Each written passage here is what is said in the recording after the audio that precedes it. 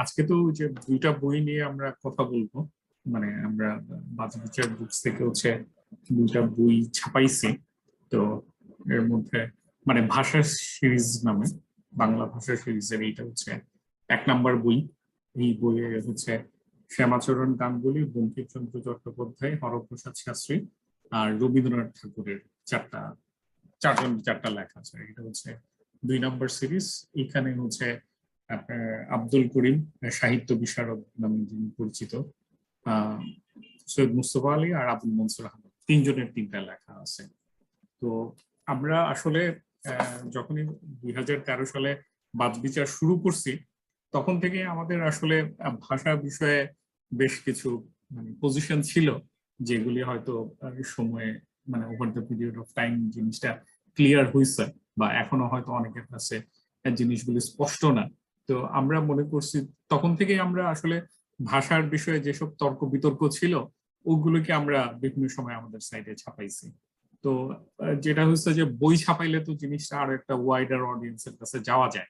তো ওই চিন্তা থেকে আমরা আসলে কিছু লেখা কম্পাইল করছি। এখানে আসলে আরো লেখা কম্পাইল করার মতো অবস্থায় আছে। তো আমার এমনিতে টেক আউট যেটা বই দুইটার বিষয়ে, মানে প্রথম সিরিজের বইগুলি লেখাগুলি যদি দেখি, শ্যামাচরণ গাঙ্গুলির লেখাটা 1877 সালে, হ্যাঁ।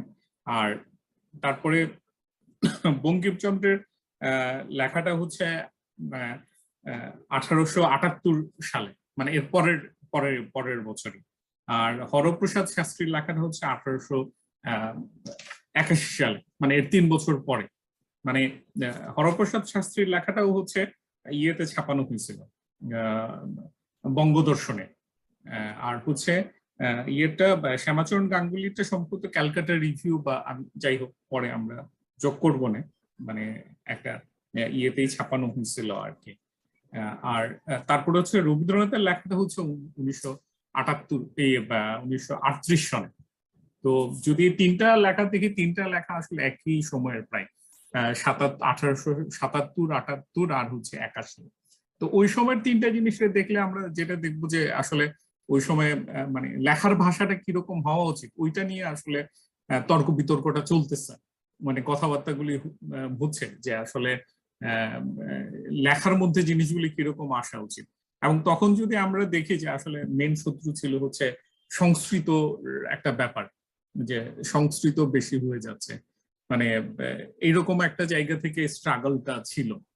তো এই স্ট্রাগল গুলিকে ওনারা আসলে যেই ইয়েগুলি যেভাবে দেখছেন, এর অনেক কিছু, বা যে রিকমেন্ডেশন গুলি ওনারা করছেন ভাষার ব্যাপারে, এই জিনিসগুলি আসলে আমার মনে হয় যে স্টিল জিনিসগুলি আননোটিস আছে, বা ভাষার মধ্যে জিনিসগুলি এখনো আমরা নিয়ে আসতে পারি নাই।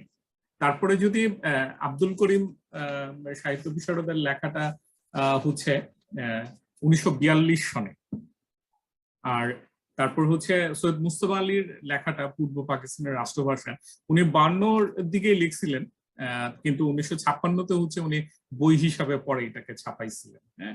আর ইয়ের যেটা আবুল মনসুর আহমেদের যে লেখাটা, সেটাও আমাদের ভাষায়, সেটা 1958 সনে। এই তিনটা লেখাও প্রায় কাছাকাছি আর কি, 42, 56 আর 1958। তো ওইখানে কিন্তু ওনাদের টেনশনটা আবার অন্যরকম। ওনাদের টেনশনটা আসলে উর্দু ভাষা, রাষ্ট্রভাষা, এই জায়গাগুলি। তখন পূর্ব পাকিস্তান হয়ে যাওয়ার পরে অলরেডি একটা ঘটনা আসছে, যে তখন ফার্সি, উর্দু এর সাথে বাংলাকে কম্পিট করতে হচ্ছে।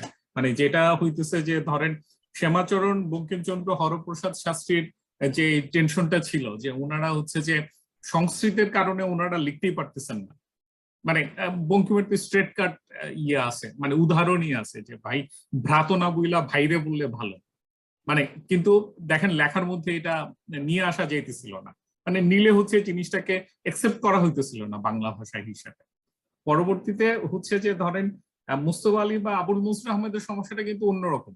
ওনারা দেখতেছেন যে আসলে যে টেনশনটা সেটা কিন্তু ওই সংস্কৃতের টেনশনটা, আমার ধারণা ধরেন রবীন্দ্রনাথ আইসা যেটা হয়েছে যে উনি সাধু এবং চলিত ভাষার একটা বিতর্কের জায়গা থেকে উনি যে এক ধরনের ভাষার সুরের জায়গাটাতে উনি প্রায়োরিটি দিচ্ছেন, এবং আঞ্চলিকতার একটা জায়গাতে উনি হচ্ছে একটা ডিসিশন দিয়ে দিচ্ছেন যে কলকাতার আশেপাশের লোকের ভাষা হচ্ছে প্রকৃত বাংলা ভাষা হইতে হবে। যেখানে ধরেন ওই লিগাসি ম্যান আবুল মনসুর আহমেদ আবার এসে বলতেছেন যে না, বিক্রমপুর এবং ঢাকার আশেপাশের লোকজনের ভাষা হইতেছে যে আসল বাংলা ভাষা হইতে হবে। তো এই জাতীয় ঝামেলাগুলি এখনো দেখি যে, আমি বলবো যে আসলে এসব নাদান বিতর্ক এখনো আছে। মানে যে জায়গা থেকে আমাদের পজিশনটা হচ্ছে আসলে ভাষা সবসময় অরিজিনাল ভাষা, শুদ্ধ ভাষা, এর চাইতে হইতেছে যে ভাষার টেনশন গুলিকে আইডেন্টিফাই করা, এবং এর মধ্যে থেকে হচ্ছে যে আসলে এক ধরনের মানে কি বলবো যে ধরেন যে বেশিরভাগ মানুষের বা পিপলের একটা ডেমোক্রেটিক ভাষা একটা আবিষ্কার করার চেষ্টা করা। এটা আসলে প্রমিত ভার্সেস অপ্রমিত না, মানে মানে কি বলবো যে প্রকৃত বাংলা ভাষা ভার্সেস আঞ্চলিক বাংলা ভাষা না। মানে এই যে একটা বিতর্কের একটা বাজে জায়গা তৈরি হয়ে আছে, আমার ধারণা হচ্ছে যে আমরা দুইটা সময়ের ভাষা বিতর্কের কিছু লেখা ছাপাইছি, এটা অন্তত ক্লিয়ার করতে পারবে যে আসলে বিভিন্ন সময় এই তর্ক বিতর্কগুলি ছিল, এবং ওইখানেও যে জিনিসগুলি অনেক আইডেন্টিফাই করছেন, এই জিনিসগুলি আসলে আননোটিসড অবস্থায় আছে এখন। তো এইটা একটা আমার মনে হয় যে মানে একটা উদ্দেশ্য আর কি। এই আর হচ্ছে যে এই লেখাগুলি অনেক সময় হচ্ছে যে ধরেন লোকানো টোকানো থাকে। লোকানো বলতে কি, যে ধরেন অনেকের প্রবন্ধ সংগ্রহের মধ্যে আছে কিন্তু আলাদা করে আইডেন্টিফাই করা নাই, কিন্তু লেখাগুলি কিন্তু যেহেতু পুরনো লেখা, মানে ইন্টারনেটে বা অন্যান্য জায়গাতে অ্যাভেলেবেল, কিন্তু আলাদা করে মার্ক করা হয় না যে ধরেন ভাষা নিয়ে এই কথাগুলি হয়ে গেছে, এই কথাগুলি আমাদেরকে আসলে রিকগনাইজ করার পরে এরপরে নিজেদের কথাগুলি বলা দরকার, যে না ঠিক আছে ওনারা এই জায়গায় এটা বলছেন। দেন আমাদের ছোটখাটো ইন্ট্রো আছে, আমরা যখন বাদবিচারে পোস্টগুলি দিছিলাম, লেখাগুলি ছাপাইছিলাম, তখন কিছু ইন্ট্রোতে আমরা কথা বলছিলাম, তখন ওই রকম ইন্ট্রো আমাদের কিছু আছে আর কি। তো এই হচ্ছে বেসিসটা, আমার মনে হয় যে এই বেসিস থেকে আমরা অন্য কথাগুলি বলতে পারি আর কি, যদি মনে কিছু বলেন বা সিফাত যদি বলেন। হ্যাঁ, মনে ভাই বলেন। আচ্ছা,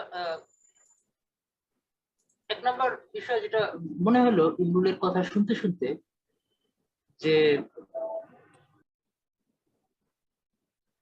1947 সালের পরে ভাষা নিয়ে যে আলাপ আলোচনা, সেটা আসলে ধরেন পূবের বাংলায় বা তখনকার পূবের পাকিস্তানে এখানে হচ্ছে, কিন্তু যে পশ্চিমবঙ্গ, সেখানে আসলে এইটার যেন বা আসলে একটা ফয়সালা হয়ে গেছে, ফলে এটা নিয়ে আর কি কোনো বিশেষ কোনো আলাপ আলোচনা এখনো আসলে আমি বিশেষ দেখি না বাংলাদেশে, বা ধরেন আমরা যে ধরনের কাজকর্ম করতেছি সেটা নিয়ে কতগুলো ফোরন কাটা এবং হচ্ছে যে নিন্দামন্দ গালাগালি কলকাতার ওদিক থেকে এরকম কিছু জিনিস হয়তো পাওয়া যায়, কিন্তু এর বাইরে কলকাতায় হচ্ছে যে এই ব্যাপারে আর ভাবাভাবি তেমন একটা নাই। মানে মানে জিনিসটা হলো যে ধরেন মেবি তাদের টেনশনটাই আসলে অন্যরকম হয়ে গেছে, এরকম যে ইন্ডিয়ার ভিতরে অনেক বেশি ইন্ডিয়ান হয়ে ওঠা আর কি। আমি এই যে আপনারা দেখছেন কিনা যে ওই যে বাংলাদেশের যে হিরো আলম এবং ইন্ডিয়ার একজন ওই যে ভূপন বাদ্যকর বলে একজন নিয়ে হলো না, কয়েকদিন আগে ভাইরাল হলো, কাঁচা বাদাম। হ্যাঁ, তো হিরো আলম এবং এই ভুবন বাদ্যকর এদের একটা গান আসছে, দেখছেন নাকি আপনারা? ওই গানের ভিতরে ওই গানের শুরুটাই মজার আর কি। শুরুটা হচ্ছে এই যে আমি বাংলাদেশের পোলা, তুমি ইন্ডিয়ান ম্যান, সারা দুনিয়া এখন আমাদের ফ্যান, এরকম আর কি। তো ধরেন পুরো জিনিসটা যেটা হয়েছে যে এই দুজনের যে প্রেজেন্স, এই প্রেজেন্স হচ্ছে অটোমেটিক্যালি বাঙালি জাতীয়তাবাদের কবর দিয়ে দিচ্ছে। মানে হচ্ছে যে এ বাংলাদেশি পোলা আর ও হচ্ছে ইন্ডিয়ান ম্যান, এই যে তাকে ইন্ডিয়ান হিসেবে দেখা, মানে তার হচ্ছে যে ধরেন বাংলার যে পরিচয় সেটা আসলে তার ভিতরে আর প্রায় নাই। এটা হচ্ছে যে ধরেন লিটারালি যদি চিন্তা করেন এটা হলো একদম একদম পয়লা লেভেলের একটা রিকগনিশন যে সে আসলে এখন ইন্ডিয়ান এবং সে এটা মাইনে নিচ্ছে। ধরেন বাস্তবে কলকাতা ইন্ডিয়ান, কিন্তু সে বাংলাদেশের সাথে যখন কমিউনিকেট করে তখন সে আসলে যেন বা ইন্ডিয়া না, যেন বা সে হচ্ছে যে বাঙালি, যেন বা সে হচ্ছে বাংলা, এইভাবে কমিউনিকেট, এরকম একটা ঢঙে সে কমিউনিকেট করতে চায়। হ্যাঁ, তো এই গানের যেটা ইন্টারেস্টিং দিক সেটা হচ্ছে যে ধরেন ডিফারেন্ট, তারা তারা আবার একসাথে গান গাইছে। ফলে ধরেন তুমি আর আমি আলাদা, এইটার দুজনেই দুজনকে রিকগনাইজ করার পরে তারপরে আমরা একই পাটাতনে উঠে একসাথে গান গাইতে পারি কিনা। সেই অর্থে জিনিসটা হচ্ছে যে ধরেন আপনার মোর পিসফুল, মানে ধরেন যেটা হয় তুমি আর আমি একই, এই কথার ভিতরে যেটা হয় যে তুমি আর আমি এই দুইজন তো আছি, কিন্তু আবার বলতেছি হচ্ছে এক।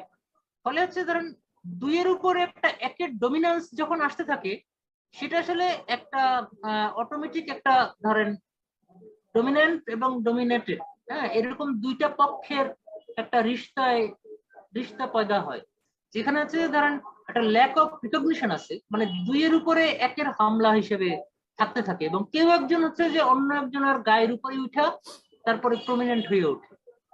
তো ওই অর্থে হচ্ছে ধরেন এই এই দুজন বিভিন্ন অর্থে ইন্টারেস্টিং।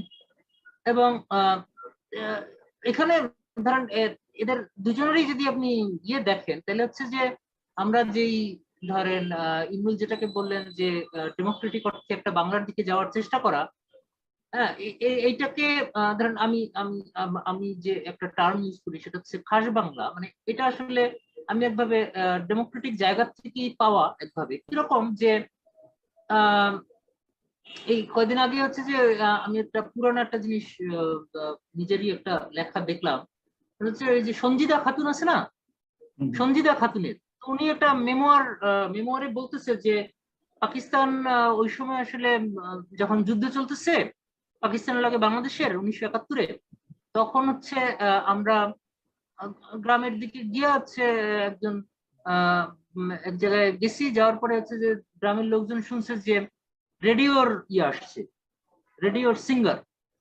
তখন তারা শুনতে আসছে, শুনতে আসার পরে তাদেরকে হচ্ছে যে আপনার রঠার গান শুনে দিচ্ছে। তো রঠার গান শুনাইছে তখন যেটাকে হচ্ছে যে অন্যরা রবীন্দ্রসঙ্গীত বলে অনেকেই। হ্যাঁ, তো রঠার গান শোনানোর পরে ওই মানুষজন বলতেছে কি, খুব গম্ভীর ভাবে বলতেছে উর্দু গান তো এই জন্য মনে হয় বুঝি না আমরা, কিন্তু গান খুব সুন্দর, এরকম আর কি। তো এটা একটা ইন্টারেস্টিং স্টেটমেন্ট। তো এখন এরকম যখন হয়, যখন ওইরকম রঠার বাংলায় যখন কথাবার্তা বলে কেউ, বা ধরেন সকল প্রমিত বাংলায় যদি কথাবার্তা কেউ বলে বা ইংরেজিতে বলে, বা ধরেন আরবিতে বলে, তখন হচ্ছে যে যে মানুষজন, স্পেশালি অশিক্ষিত মানুষজন আর কি, অশিক্ষিত বাঙালি মানুষজন, মানে বাঙালি মানুষজন, তারা বলে এই বেটা তুমি খাস বাংলায় ক, হ্যাঁ খাস বাংলায় ভাঙ্গে ক, বুঝাই ক, মানে এই যে ভাঙ্গে ক বুঝাই ক, এইটার নামই হচ্ছে খাস বাংলায় ক। তার মানে হচ্ছে যে ধরেন তাদের কাছে মোস্ট কমিউনিকেটিভ যেটা যে টার্মটা তারা ইউজ করে সেটা হচ্ছে খাস বাংলা। এবং আমি আমার যে লেখায় বলতেছিলাম যে খাস মানে ধরেন এমনিতে উর্দু বা ফার্সিতে হয়তো খাস বলে একটা শব্দ আছে, খাস দিল, হ্যাঁ, মানে হচ্ছে যে এটা আসলে এক ধরনের সহি কিছু ইন্ডিকেট করে। কিন্তু বাংলায় যদি আপনি খেয়াল করেন তাহলে খাস বলতে ওইটার কিছু একটা জিনিস আছে যে ধরেন আসল, হ্যাঁ, বা হচ্ছে যে মানে এক ধরনের অরিজিনালের আইডিয়া হয়তো আছে, কিন্তু তার থেকেও বেশি যেটা আছে যেটা আপনি অন্যান্য জায়গায় পান, ধরেন খাস জমি। খাস জমি বলতে আসলে কি বুঝায়? খাস জমি বলতে তো কোনো অরিজিনাল জমি বুঝায় না। খাস জমি বলতে বোঝা যাচ্ছে পাবলিক জমি, তাই না? মানে যেটা হচ্ছে যে কারো মালিকানায় নাই, সেই জিনিসটা মানে হচ্ছে যে রাষ্ট্রের, যেটা হচ্ছে যে সবাই ইকুয়াল অ্যাক্সেস আছে, এই অর্থে খাস। এটা খাস জমি। খাস জমিতে হচ্ছে ধরেন জমির বেলায় খাস জমি দখল করছে, এরকম কথাবার্তা আসে। ওই জায়গার থেকে খাস শব্দে যদি আপনি যদি খাস বাংলা বলেন তাহলে হচ্ছে যে জিনিসটা হচ্ছে ধরেন ওই যেহেতু এটার সাথে খাস খাসের একটা যোগাযোগ আছে, সহিতার একটা যোগাযোগ আছে, সেটা থাকবার পরেও আরো বেশি যেটা আছে সেটা হচ্ছে এক ধরনের পাবলিক ইন্ডিকেট করে, একটা কমন ইন্ডিকেট করে, একটা একটা ডেমোক্রেটিক অর্থ ইন্ডিকেট করে। ওই জায়গা থেকেই আমি হচ্ছে যে ধরেন মোস্ট কমিউনিকেটিভ অর্থে আমার মনে হয়েছে যে যেটাকে ডেমোক্রেটিক বাংলা হিসেবে আমরা ধরতে পারি সেটার নেম হিসেবে খাস বাংলা ভালো। তো এগুলা এই বইয়ের আলোচনায় এগুলা বলবার অর্থ হচ্ছে এই জায়গায় যে ধরেন ইন্ডিয়ায় এখন আর কোনো ধরনের আলাপ আলোচনা নাই, যদিও আমরা হচ্ছে যে বাংলাদেশে এখনই বই দুইটা বই আমরা হলো ছাপাইলাম, আরো বই আমরা ছাপাইছি, আমরা হচ্ছে যে আমাদের সাইটে লেখাজোখা দিচ্ছি। তার মানে হচ্ছে যে বাংলাদেশে ধরেন ওই যে পরের বইটায় সিরিজের 2 নম্বর বইয়ে যেটা দেখা যাচ্ছে এগুলো সবই পাকিস্তান আমলের টেনশনের বই, তাই না? ওই সময় ওই সময় হচ্ছে যে বাংলা কি এটা কেবলমাত্র হচ্ছে যে ধরেন উর্দুর সাথে টেনশন, তার বাইরেও বাংলা কি সেটার ব্যাপারে একটা বোঝাপড়া, একটা চেষ্টা আছে, একটা একটা ডিবেট আছে। ডিবেট মানে হচ্ছে যে একটা লাইভ একটা ব্যাপার আছে। তার মানে হচ্ছে তখনও বাংলা এক ধরনের ফরমেশনের ভিতরে আসছে, এটা তারা থিওরিটিক্যালি মাইনে নিচ্ছে, প্র্যাকটিক্যালি মাইনে নিচ্ছে, যেটা ইন্ডিয়ায় ধরে নেওয়া হচ্ছে যে মানে আইদার বাংলার কোনো ধরেন আলোচনার টপিকই না, অথবা এটার এমন ফয়সালা হয়েছে যে এটা নিয়ে আলাপ আলোচনা ভারতের যেই প্রমিত বাংলা সেটার ব্যাপারে তাদের কোনো সন্দেহ এটা আমার খুব একটা চোখে পড়ে নাই। আপনাদের পড়ছি কিনা আমি জানি না। তো এটা হলো ধরেন মানে ইনিশিয়ালি আমি হচ্ছে যে ধরেন আমরা কোন জায়গা থেকে এই এখন এই এই ধরনের পাবলিকেশন বা আলাপ আলোচনায় যাচ্ছি সেটার ব্যাপারে একটা ধরেন ইনিশিয়াল একটা বয়ান আমি হচ্ছে যে হাজির করলাম। এরপরে যে ধরেন লেখাগুলা বা লেখার কন্টেন্ট গুলো নিয়ে হচ্ছে যে হয়তো আমরা আরেকটু আলাপের ভিতরে ঢুকতে পারবো হ্যাঁ এর পরের স্টেজে। কিন্তু শুরুতে আমরা হচ্ছে যে ইব্রাকর ঝিল্লির কাছ থেকে শুনি যে তার তার পয়েন্ট অফ ভিউটা একটু শুনি। আমার এখানে পয়েন্ট অফ ভিউ এর চেয়ে বেশি লাগলো হয়েছে গিয়ে আপনাদের কথা শুনে আর কি, যে ইমরুল ভাইয়ের যে এটা আলাপের যে গোড়াটা, যে ওইটা তো বুঝতে পারছি যে প্রমিত অপ্রমিত, আঞ্চলিক প্রমিত, এরকমের একটা যে ফলস ডাইকোটমি তৈরি হয়ে আছে এবং এটা যে একটা সমস্যাজনকই, ঠিক আছে। কিন্তু আবার একই সাথে আমাদের একটা দাপ্তরিক ভাষার দরকার আছে। সেই দাপ্তরিক ভাষা কি একটা নির্দিষ্ট ফরম্যাটের হওয়ার দরকার আছে কিনা, সেটা যদি দরকার থাকে তাহলে কোনো না কোনো লেভেল পর্যন্ত একটা প্রমিতায়নের দরকার পড়ে কিনা, এটা হচ্ছে কি মানে আমি প্রশ্নই রাখলাম আর কি। আর একটা জিনিস যেটা মনোভাই বললেন যে কলকাতায় মোটামুটি সেটেলড একটা ইস্যু, কিন্তু বাংলাদেশে ভাষা নিয়ে আমরা এখনো আলাপগুলো করতেছি। বাংলাদেশেও আমি দেখছি কিছু কিছু আতেল আছে, মানে আতেল ইন্টেলেকচুয়াল একাডেমিক আছে, যারা চাচ্ছে ভাষার বিষয়টা সেটেল করে ফেলতে, ওয়ান্স এন্ড ফর অল। এখন এই সেটেল করতে চাওয়ার কিছুটা আমার কাছে মনে হয় যে ওই যে জাতীয় যে চেতনা, সেই চেতনাকে দৃঢ় করতে চাওয়ার একটা জায়গা থেকে করতে চায়, যে এখন পর্যন্ত ভাষার বিষয়টাই আমরা সেটেল করতে পারলাম না, এটা তো হইতে পারে না, এটা এখন টাইম, এটা এখন আমাদেরকে করতে হবে। মানে কিছুটা যেন কলকাতা আগাই গেছে ভাষার বিষয়টা নিয়ে, এখন আর ওদের ভাবা লাগতেছে না আলাদা করে, এরকম একটা জায়গা থেকে কথা বলে আর কি। আমরা এরকম বলে যে ঢাকা তো মফস্বল হয়ে আছে, ঢাকা তো আগাইতে পারলো না, এরকম একটা জায়গা থেকেও আলাপটা আসে। তো সেইখানে কি কোনো কাউন্টার আছে কিনা আর কি, সেই জায়গা থেকে মনোভাই কিছু করতে পারি একটা। ইমরুল ভাইয়ের অ্যান্সারটা আমি একটু আগে শুনতে চাই আর কি। হ্যাঁ মানে তারপর মনোভাইয়ের আবার করাই দেবো। হ্যাঁ, তো মানে কথা ওইটাই, মানে যেটা আসলে প্রথমে যেটা বলছি সেটাকে হয়তো আরেকটু এক্সটেন্ড করা যায় আর কি। মানে আপনার ভাষার কোনো স্ট্যান্ডার্ডাইজেশন থাকবে না এইটা পয়েন্ট না, হ্যাঁ, যে স্ট্যান্ডার্ডাইজেশন থাকতে হবে, কিন্তু স্ট্যান্ডার্ডাইজেশনের বেসটা কি হবে এইটা হচ্ছে কথা। মানে আমার কথা হচ্ছে যে কোনো ভাষার কোনো ব্যাকরণ থাকবে না, ভাষার কোনো বানান থাকবে না, এইটা তো পয়েন্ট না। পয়েন্টটা হচ্ছে যে যেভাবে আপনি লেখার ভাষার ব্যাকরণটাকে চাপাই দিতেছেন, এটা খুব বাহ্যিক একটা ঘটনা।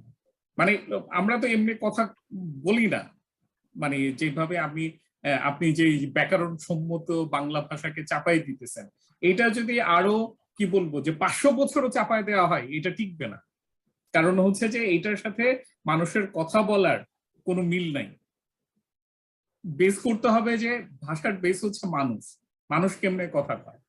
তো সুতরাং ওই বেসটাতে যতক্ষণ পর্যন্ত না যাইতেছেন, মানে বেসটা সবসময় থাকতেছে ব্যাকরণে কি আছে, নিয়মে কি হয়। তো মানে এগুলি তো রাবিশ জিনিসপত্রে ভরা আর কি। আপনি দেখবেন যে এখন বলা হয় যে মানে ওই মানুষ বাংলা বই পড়ে না, বাংলা শুদ্ধ বাংলায় লেখা হয় না। এগুলি হচ্ছে আরো মানে কি বলবো যে বেজ্জতির জিনিস আর কি, আরো চাপায় দেওয়ার ঘটনা। মানে শুদ্ধ ভাষা কোনটা শুদ্ধ ভাষা আর কি, এই ফয়সালাটা তো করতে হবে। মানে ধরেন যেই জিনিসটা আমাদের ব্যাকরণে বইলা আসা হইতেছে আগে থেকে, মানে একদম শ্যামাচরণের প্রথম মানে ইয়েটা যদি দেখেন, এবং শেষ যদি আবুল মনসুর আহমেদের কথাগুলিও দেখেন, আবুল মনসুর আহমেদের তো কিছু কথা আছে উনি খুব ডাইরেক্টলি বলতেছে, উনি উদাহরণ দিয়ে তিনটা বাক্য লিখছে বা তিন লাইনের একটা প্যারা লিখছে। প্যারা লিখা উনি এর মধ্যে ধরেন 80% হচ্ছে ইংরেজি শব্দ আর কি, যে লেকচারার কহিলেন লোক নিয়ে যাও পড়া, মানে এরকম আর কি। হ্যাঁ, আমি কোনো মিনিটস দিব না মিটিং এর, এরকম। তো এইগুলি লেখা উনি বলছে কারো কোনো বুঝতে সমস্যা হইতেছে, তো যদি সমস্যা না হয় এটা আপনারা লিখবেন না কেন আর কি। মানে এটা কলেজের বাইরের জিনিস বইলা আপনার হইতেছে যে এই পর্যন্ত কেউ লেখে না বইলা আপনারা লিখবেন না কেন। মানে সমস্যাটা হইতেছে যে এই জায়গাগুলির আটকে রাখা হইতেছে। মানে মনু যেটাকে খাস বাংলা বলতেছেন, বা আমি যেটাকে মানে ধরেন এর সাথেই আমি বলতেছি যে একটা ডেমোক্রেটিক ওয়েতে যাওয়া, এই জায়গাটাতে তো যাওয়া হইতেছে না। মানে আমরা তো মানে আপনি জোর করে চাপাই দিলে তো এটা মানে স্ট্যান্ডার্ড ল্যাঙ্গুয়েজ হবে না। আরেকটা জিনিস হইতেছে কি যে স্ট্যান্ডার্ড ল্যাঙ্গুয়েজ তো ফিক্সড কোনো ঘটনা না, যে ধরেন আজকে 2022 সালে আমরা যেটাকে ফিক্সড ল্যাঙ্গুয়েজ বলতেছি যে না এইভাবে মানুষ কথা বলে, মানে 2082 সনে গিয়ে তো লোকজন এইভাবে কথা বলবে না। মানে তখন দেখা যাবে যে ধরেন মানে এটা তো পলিটিক্যাল ঘটনাও, দেখা গেল যে এখন যে রকমের ইংরেজির ভিতর দিয়ে আমরা জানতেছি, মানে বাংলা ভাষার স্ট্যান্ডার্ডাইজেশনের যে শুরু, ওই সময়গুলির কথা তো তখন আসে। মানে একসময় তো ফার্সি ছিল হচ্ছে হচ্ছে দরবারি ল্যাঙ্গুয়েজ, ইংরেজরা যখন আসে তখন ফার্সি শিখছে, কিন্তু ফার্সি শেখা তো ওনারা হচ্ছে মানে পিপলের সাথে কথা বলতে পারতেছে না, কারণ পিপল তো ফার্সিতে কথা বলে না। তো তখন ওনাদের বাংলা শেখার তো দরকার পড়ছে। তো বাংলা ওনারা কার কাছে শিখছে? ওই কলেজের মাস্টারদের কাছে, যারা সংস্কৃত জানে, যারা ফার্সি জানে, ওদের কাছে গিয়ে গিয়ে শিখছে। ওইভাবে একটা বাংলা ভাষা বানাইছে। তো বানানোর পরে ওইটাই বাংলা ভাষা হইতে হইতে আসতেছে আর কি, কিন্তু ওইটা তো বাংলা ভাষা হইতে পারে নাই আর কি। মানে আমরা যত মানে স্ট্যান্ডার্ডাইজেশন বলতে গেলে, যখন একটা পুরানো একটা স্ট্যান্ডার্ডাইজেশনে ফেরত যেতে চাইবো, এইটা আরো অবস্টেকল তৈরি করবে, এইটা আরো ঝামেলার জিনিস হবে। কথা হচ্ছে এইটা আর কি। তো ওই যে মুশকিল হচ্ছে যে ক্যাটাগরিগুলি আছে, যে এই ক্যাটাগরিগুলির বাইরে না যেতে চাওয়ার সমস্যাটা। মানে আমি দেখছি যে অনেক কি বলবো জানা বোঝা লোক, এইখানে আমার একটা ফেভারিট এক্সাম্পল হচ্ছে আপনার আঞ্চলিক ভাষার অভিধান 1966-র দিকে মনে হয় বাংলা একাডেমি থেকে বানাইছিলেন ওনারা। মানে এগুলির দেশি শব্দ বলতে চাচ্ছেন, আঞ্চলিক শব্দ বলতে চাচ্ছেন ওনারা। তখনও মানে মোহাম্মদ শহীদুল্লাহর মতো লোক আর কি ওই কমিটির চেয়ারম্যান ছিলেন আর কি। আরো অনেক মানে যারা আমরা ভাষাবিদ হিসাবে চিনি জানি, ওনারা হচ্ছে কমিটির মেম্বার ছিলেন, কিন্তু ওনারা হচ্ছে কলকাতার এগেনস্টে গিয়ে স্ট্যান্ডার্ড যে লিখিত বাংলা ভাষা ছিল এটার এগেনস্টে গিয়ে ওনারা বাংলা অভিধান বানাইতেছেন না, ওনারা বানাইতেছে আঞ্চলিক ভাষার অভিধান। মানে মানে এটা একটা ট্র্যাজেডির ব্যাপার আর কি, যে ওনারা এই জায়গাগুলিকে শব্দগুলিকে সংগ্রহ করতেছেন। এবং পদ্ধতিও ভালো ছিল, ওনারা হচ্ছে সব জেলায় জেলায় এক একজন রিপ্রেজেন্টেটিভ নিয়োগ করছেন। ওনারা হচ্ছে মানুষের কথা শুনে শুনে ওনারা লিস্টিং করছেন, এবং প্রতি শব্দের জন্য ওনারা 10 পয়সা করে পাইছেন। এরকম এরকম একটা হচ্ছে ডেমোক্রেটিক ওয়েতে ওনারা আগাইছেন, কিন্তু ওনাদের বেসটা ছিল কি, বেসটা হচ্ছে ওনারা আঞ্চলিক ভাষা শব্দ সংগ্রহ করতেছেন। মানে খুবই ট্র্যাজিক একটা ব্যাপার আর কি। তো এইরকম মানে আমরা যদি দেখার জায়গাটাকে, বেসটাকেই রিকগনাইজ করতে রাজি না হই, তাইলে তো আসলে জিনিসটা আগাবে না, বরং স্ট্যান্ডার্ডাইজেশনের নামে আরো ধরেন পাওয়ার স্ট্রাকচারের আরো এখানে জুলুমি এস্টাবলিশড হবে। মানে কেন স্ট্যান্ডার্ড, মানে স্ট্যান্ডার্ড হচ্ছে যে ওই যে স্কুল কলেজের সরকারি দপ্তরের ভাষার জন্য আসলে স্ট্যান্ডার্ড ভাষার দরকার নাই। এখানে একটা মানে আমি মনে করি যে স্ট্যান্ডার্ড বেশি দরকার করে হচ্ছে জুলুম এস্টাবলিশ করার জন্য, যে আপনি হচ্ছে যে কেউ যে কোনো ভাষায় কথা বলতে পারবে না। সরকারি দপ্তরে গেলে এই মার্জিন হয় নাই, এই অ্যাপ্লিকেশনের নিয়ম হয় নাই, এইগুলি যদি না থাকে তাইলে হচ্ছে আপনি ছড়ি ঘুরাইতে পারবেন না। স্ট্যান্ডার্ডাইজেশনের দরকার হয় আসলে এই জায়গাটাতে। এটা একটা খুব বিশ্রী ব্যাপার আর কি। আমার কথা হচ্ছে যে দুইটা আপনার কথার প্রেক্ষিতে, একটা হচ্ছে স্ট্যান্ডার্ডাইজেশনের দরকার নাই, তিনটা আসলে দরকার নাই তা না, স্ট্যান্ডার্ডাইজেশন দরকার আছে, এটা এক নম্বর কথা। দুই নম্বর কথা হচ্ছে যে বেসটা কি হবে স্ট্যান্ডার্ডাইজেশন, এই বেসটাকে ঠিক করার দরকার আছে। আমরা হচ্ছে উল্টা দিকে দৌড়াইতেছি। আমার কথা হচ্ছে উল্টা দিকে দৌড়ানোর চাইতে সামনে মানে এটাকে প্রোটেস্ট করাটাও একটা কাজ, সামনের দিকে হাঁটার চাইতে আর কি। আর ওই যে 3 নাম্বার হইল স্ট্যান্ডার্ডাইজেশন আসলে বেশিরভাগ সময় একটা অপারেশনের টুল হয়ে কাজ করে রেদার দেন কোনো ভালো কাজ করার চাইতে। এইটা আরেকটা হচ্ছে যে আসলে আমার মনে হয় হ্যাঁ হ্যাঁ, আরেকটা হচ্ছে ওই যে মনোর কথার প্রেক্ষিতে তখন আমার মনে হচ্ছিল যে রবীন্দ্রনাথের গানের ব্যাপারে, তখন ওই যে কলকাতার কবি যে উৎপল কুমার বসু উনি পর্যন্ত বলতেছিলেন যে আসলে উনি থাকতেন কোচবিহারে, তো উনি ওনার অটোবায়োগ্রাফিতে বলতেছেন যে আমরা তো রবীন্দ্রনাথকে চিনতাম না, আমরা তখন বাংলা গান শুনতাম হচ্ছে আব্বাস উদ্দিনের গান শুনে হচ্ছে যে আমরা বাংলা ভাষা বুঝছি আর কি। তো মানে আসলে ঘটনাটা তো ওইটা, আমরা যতক্ষণ পর্যন্ত আপনি দেখেন ওই যে আমি পুরানো কবিতা দেখতেছিলাম 1800 শতকে, যখন আসলে কবিতা বাংলা আধুনিক বা বাংলা কবিতা কলোনিয়াল কবিতা শুরু হয়েছে। আপনি মাইকেল মধুসূদনের কবিতা পড়েন আর হচ্ছে ওই সময়েরই লেখা হচ্ছে রাধারমণের গান পড়েন।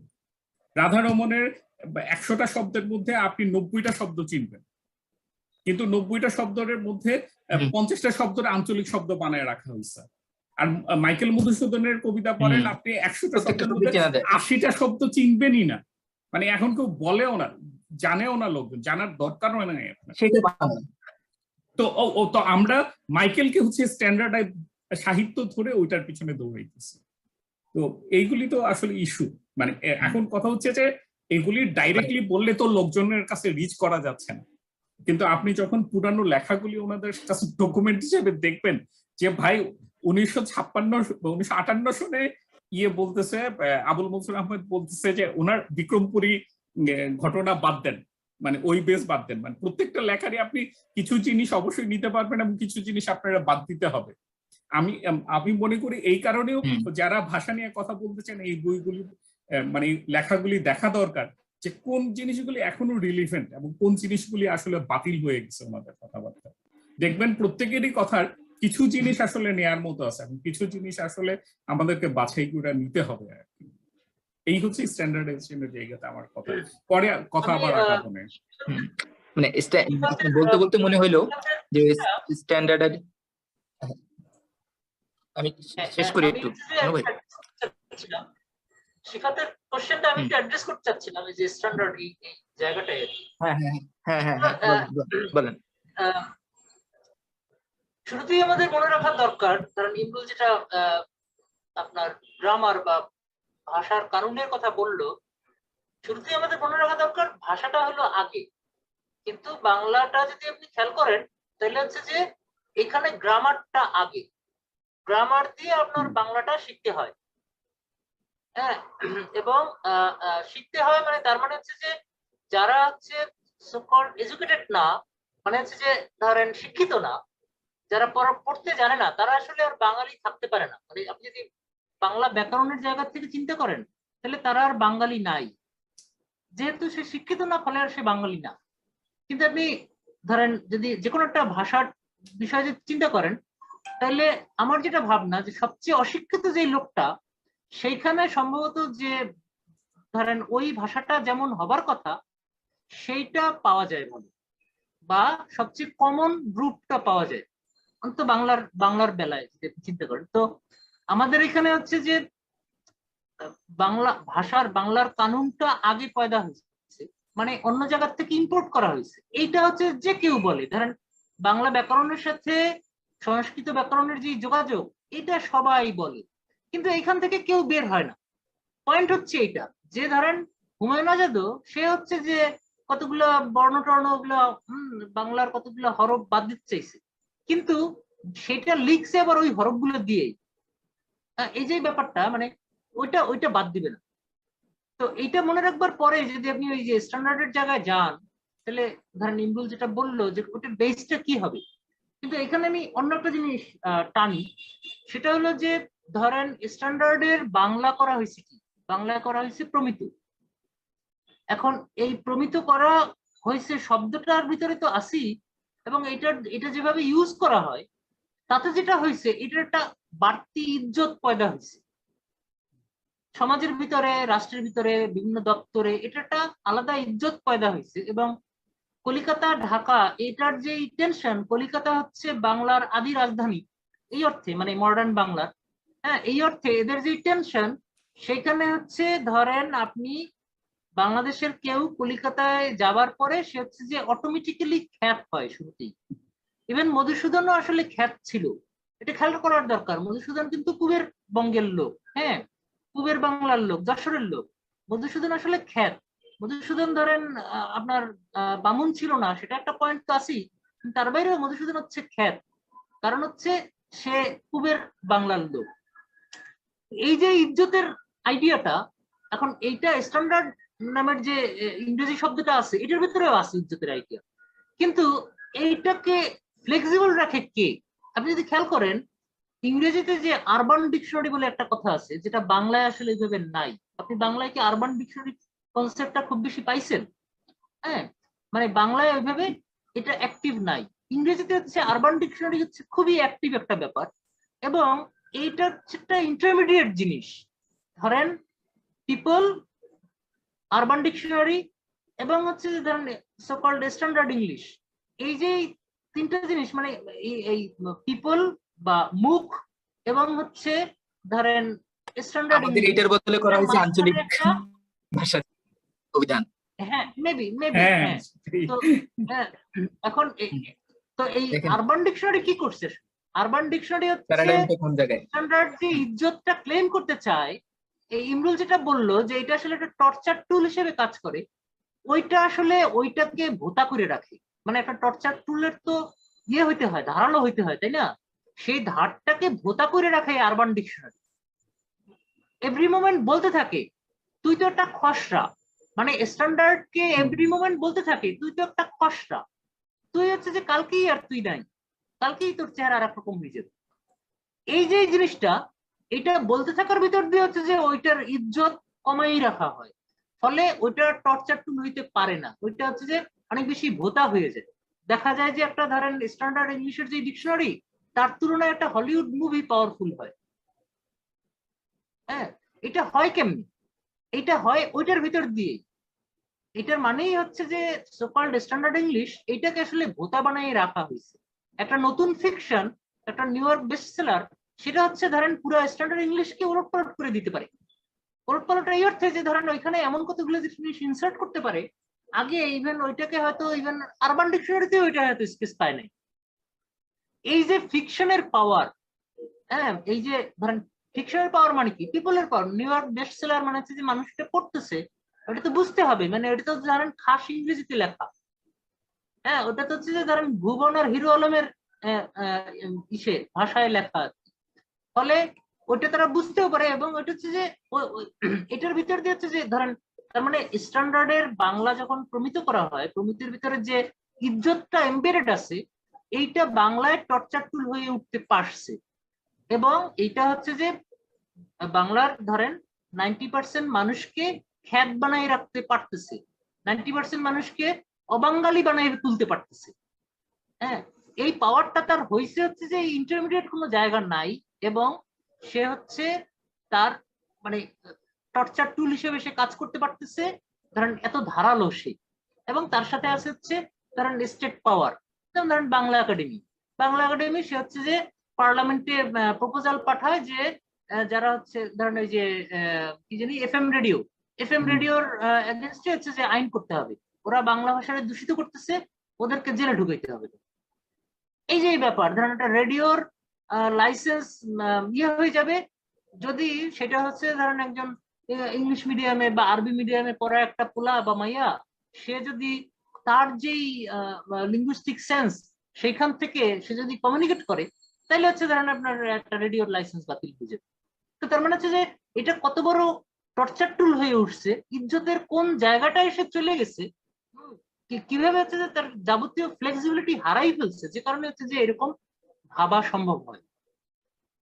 এবং এই এই জিনিসগুলোর আচ্ছা, ধরেন বইগুলোর কন্টেন্টে হয়তো আমাদের আরেকটু পরে যাওয়া ভালো, মানে এগুলো আমাদের হচ্ছে যে ইনিশিয়াল আলাপ, যে এটা হচ্ছে আমার ধরেন বলবার ব্যাপার, যে ধরেন আমাদের এই জায়গাগুলো হচ্ছে যে শুরুতে ভাঙা দরকার। এক নাম্বার হলো আপনার বাংলাকে দেখা, ভাষাটাকে সমাজে কিভাবে আছে দেখা, সেখান থেকে বাংলা ভাষার কানুনটা ওইখান থেকে এক্সট্রাক্ট করা। ব্যাকরণ হচ্ছে ভাষার থেকে একটা এক্সট্রাক্ট করার মতো জিনিস।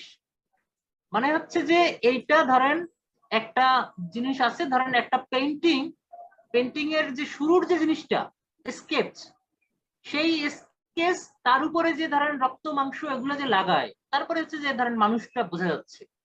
হ্যাঁ, তো এগুলো যদি আপনি আস্তে আস্তে ছাড়তে থাকেন, তখন হচ্ছে কঙ্কালটা পান। তো ব্যাকরণের তো হবার কথা হচ্ছে ওইটা, যে এইটা ভাষার ভিতরে আছে, সেইখান থেকে আপনার এক্সট্রাক্ট করতে হবে। কিন্তু বাংলার এটা অন্য একটা জায়গায় আছে, সেটাকে সাইজ করো, বাংলাটাকে সাইজ করো। মানে বাংলার কানুনটা হচ্ছে এই, এটা হচ্ছে বাংলাটাকে সাইজ করার একটা টুল, অথচ এটা হবার কথা ছিল এই হচ্ছে বাংলা ভাষাটা, এইখান থেকে এটার কানুনগুলা এক্সট্রাক্ট করো, যাতে হচ্ছে যে বাংলা জানে না তারে আমরা শিখাইতে পারি এটা বাংলা, যে এই যে এই কানুনগুলা এই সূত্র দিয়ে তোমরা যাইতে পারো। কিন্তু এই ইনস্ট্রাকশন হয় নাই, মানে ভাষার থেকে ওইটা হচ্ছে যে নেওয়া হয় নাই, ওইটা বাইরের থেকে আইনা তারপরে ভাষাটাকে সাইজ করা হয়েছে। যেটা হচ্ছে যে বইয়ের কন্টেন্টে এই জিনিসগুলো বিভিন্ন জন ইঙ্গিত ইঙ্গিত হিসেবে বলছে, হ্যাঁ, এবং আমার অবজারভেশন পরেও যে যে জিনিসগুলো ঘটছে। তো তাইলে শুরুতে হচ্ছে যে আমাদের ওইটা ঠিক করতে হবে যে এই কানুনটা আসলে কি, এটা আমরা ভাষাকে দেখা তারপরে হচ্ছে যে আমাদের বাইর করতে হবে।